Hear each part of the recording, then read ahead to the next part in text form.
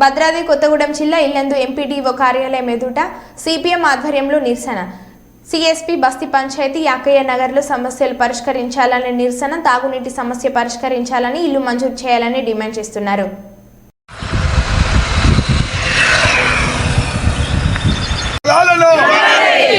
నిరుపేదలకు ఇల్లు ఇళ్ల స్థలాలను పరిష్కరించాలి. మంచినీటి సమస్యను మంచినీటి సమస్యను మంచినీటి సమస్యను మంచినీటి సమస్యను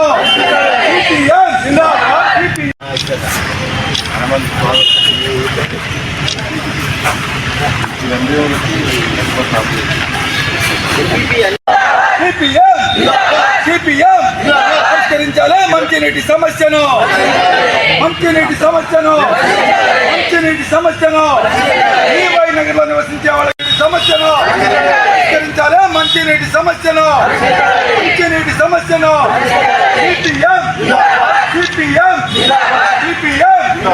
పరిష్కరించాలి. మంచినీటి సమస్యను మంచినీటి సమస్యను ఈవై నగర్లో నివసించే ఇళ్ల స్థలాలకి మంచినీటి సమస్యను పరిష్కరించాలి. మంచినీటి సమస్యను ఇల్లు ఇళ్ల స్థలాలను ఇల్లు లేని నిరుపేదలకు ఇల్లు ఇళ్ల స్థలాలను ఇల్లు ఇళ్ల స్థలాలను నిరుపేదలకి ఇల్లు ఇళ్ల స్థలాలను ఇల్లు ఇళ్ల స్థలాలను ఇల్లు ఇళ్ల స్థలాలను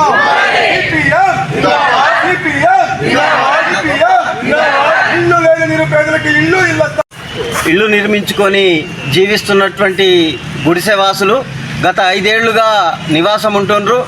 వాళ్లకు త్రాగునీరు కానీ, కరెంటు కానీ, మౌలిక సదుపాయాలు కానీ కల్పించలేదు.